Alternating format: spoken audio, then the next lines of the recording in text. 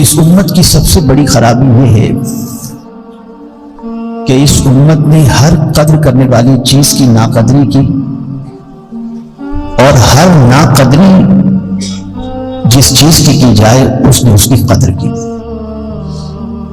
یہ امت آج تک یہ سمجھ ہی نہیں سکی کہ نفع کس میں ہے اور نقصان کس میں ہے، اور ناقدری کی بنیاد پر وہ بہت ساری چیزوں سے محروم ہو جاتے ہیں۔ جیسا کہ آپ دیکھتے ہیں کہ انشاءاللہ العظیم رمضان المبارک مہینہ آئے گا تو آپ دیکھیں گے کہ ناقدری کس طریقے سے ہو رہی ہے۔ جو مسلمان کسی رات میں بیڈمنٹن نہیں کھیلتا، کیرم نہیں کھیلتا، وہ رمضان کی رات میں کھیلتا ہے۔ یعنی اس امت پر جتنا ماتم کیا جائے اتنا کم ہے کہ اللہ نے تو بڑی راتیں اور بڑے دن عطا فرما کر اس نے یہ چاہا کہ میرے حبیب صلی اللہ علیہ وسلم کی امت کی بخشش ہو جائے، لیکن یہ امت بھی اتنی ڈھیل ہو چکی ہے کہ گویا اس نے طے کر لیا ہے کہ ہمیں اسی راستے پر چلنا ہے جس راستے پر چلنے کے بعد رب کی ناراضگی کو دعوت دی جائے۔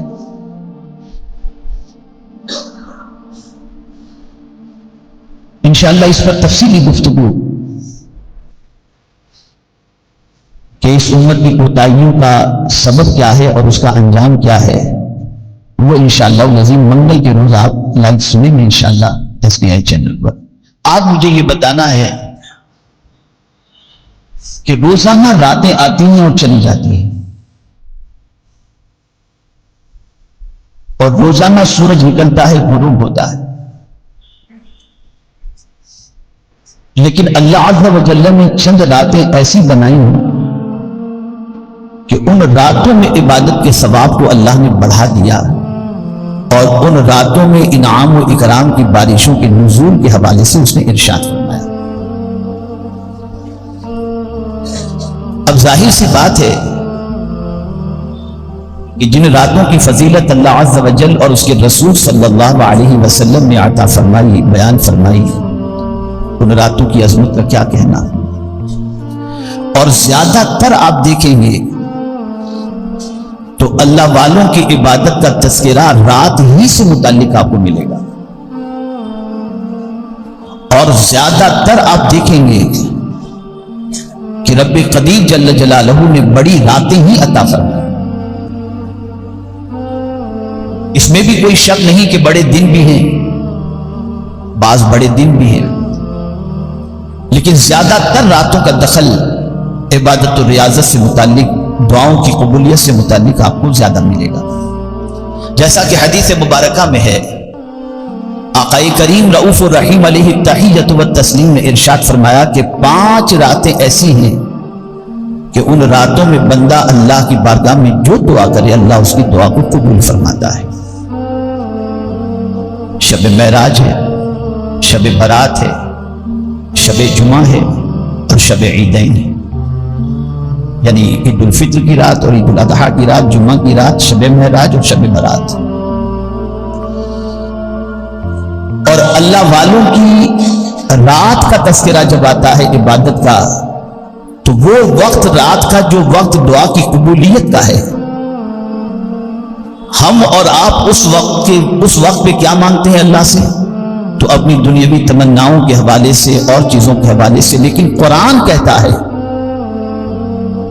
کہ جو اپنی رات سجدے میں گزارتے ہیں، قیام میں گزارتے ہیں، وَالَّذِينَ يَبِيتُونَ لِرَبِّهِمْ سُجَّدًا وَقِيَامًا، جو اپنی رات سجدے اور قیام میں گزارتے ہیں، لیکن جب رات کا وہ وقت آتا ہے جو دعا کی قبولیت کا، یعنی آخری پہر سحر کا وقت، تب وہ کیا کرتے ہیں؟ تو قرآن کہتا ہے وَبِالْأَسْحَارِ هُمْ يَسْتَغْفِرُونَ، کہ وہ اس وقت اللہ سے معافی مانگتے ہیں، مغفرت کی بھیک مانگتے ہیں۔ تو 5 راتوں کا جو ذکر آیا ہے اس میں شب معراج کا بھی ہے، اور فرمایا گیا کہ جو شخص شب معراج میں عبادت کرتا ہے، رات اگر اس نے عبادت میں گزار دی تو اللہ کریم اسے 100 سال کی عبادت کا ثواب عطا فرماتا ہے۔ لیکن یہاں فرصت بائک چلا کر ادھر سے ادھر اور مینارہ مسجد کے پاس بریانی اور پتہ نہیں کیا کیا کھانے میں آدمی رات گزار دیتا ہے۔ ان ان راتوں کی سچویشن یہ ہے کہ انوار و تجلیات کی بارشیں ہوتی ہیں، یہ آپ اور ہم نہیں دیکھ سکتے. فرشتے تلاش کرتے ہوتے ہیں عبادت کرنے والے بندوں کو، اور جو بندہ عبادت و ریاضت میں مصروف ہوتا ہے اس بندے کا تذکرہ آسمان پر بھی ہوتا ہے. اور جو ان مقدس راتوں کو عبادت سے زندہ کر دیتا ہے، اللہ اس کے دل کو زندہ کر دیتا ہے.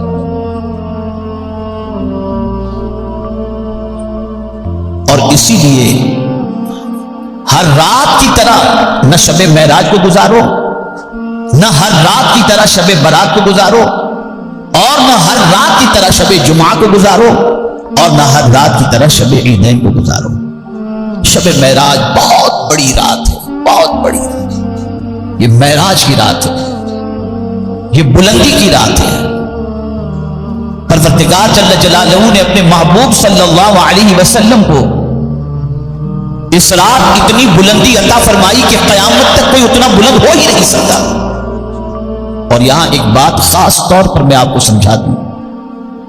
پروردگار جل جلالہ نے حضور صلی اللہ تعالی علیہ وسلم کو سفر معراج سے مشرف فرمایا، لیکن کب؟ مدینے میں نہیں. اعلان نبوت کے 12ویں سال مکہ مکرمہ سے اللہ عز و جل نے اپنے محبوب صلی اللہ علیہ وسلم کو معراج کا سفر کروایا. اور یہاں ایک چھوٹی سی حکمت میں آپ کو سمجھا دوں کہ اس سفر سے پہلے آپ رسول رحمت صلی اللہ علیہ وسلم کی دعوت و تبلیغ کی 12 سالہ زندگی اٹھا کر کے دیکھیں.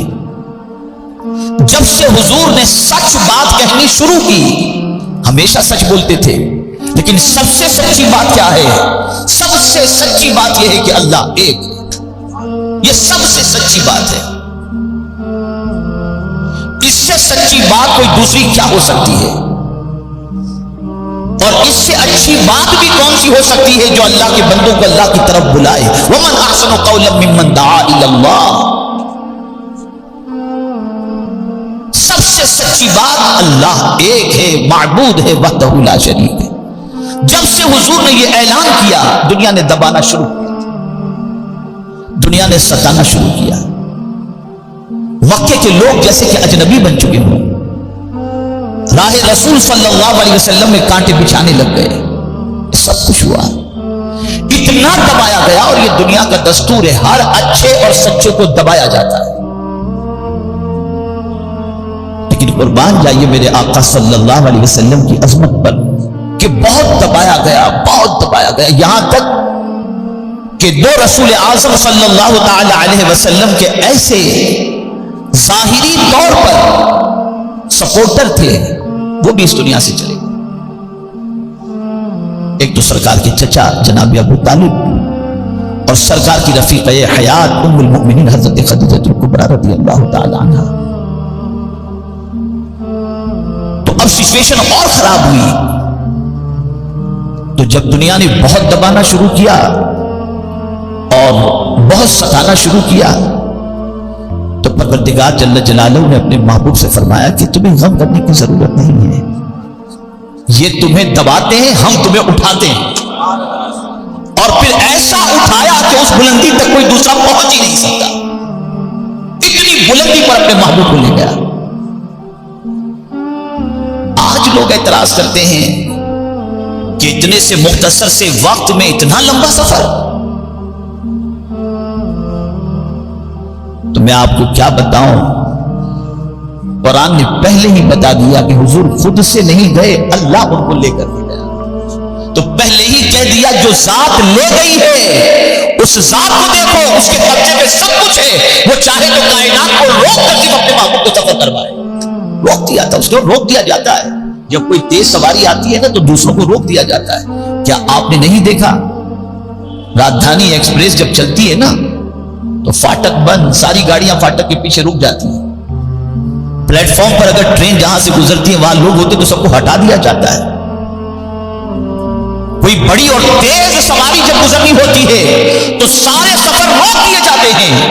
حضور کی سواری اور سفر سے بڑا سفر کون سا ہوگا؟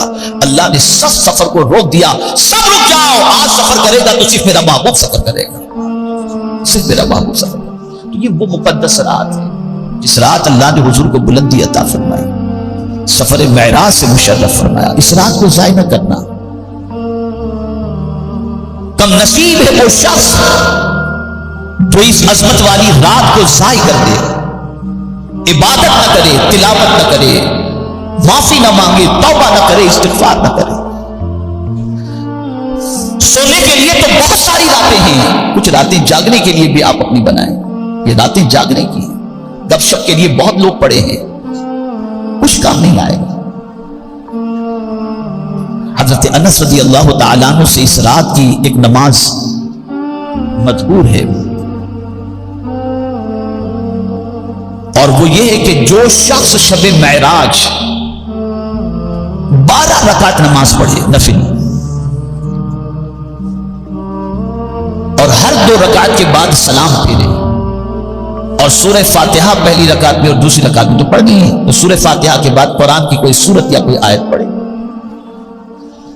اور جب یہ 12 رکعت مکمل کر لے اس کے بعد 100 مرتبہ پڑھے سبحان اللہ والحمد للہ ولا الہ الا اللہ واللہ اکبر، یہ 100 بار پڑھے، اور 100 بار استغفر اللہ پڑھے، اور 100 مرتبہ درود شریف پڑھے۔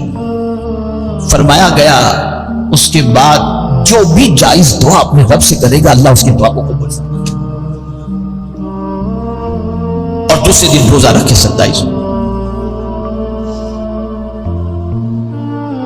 رسول اعظم صلی اللہ تعالی علیہ وسلم کے دیوانوں، یہ ایسی رات ہے کہ اس رات کو لیلۃ الرغائب بھی کہا گیا ہے۔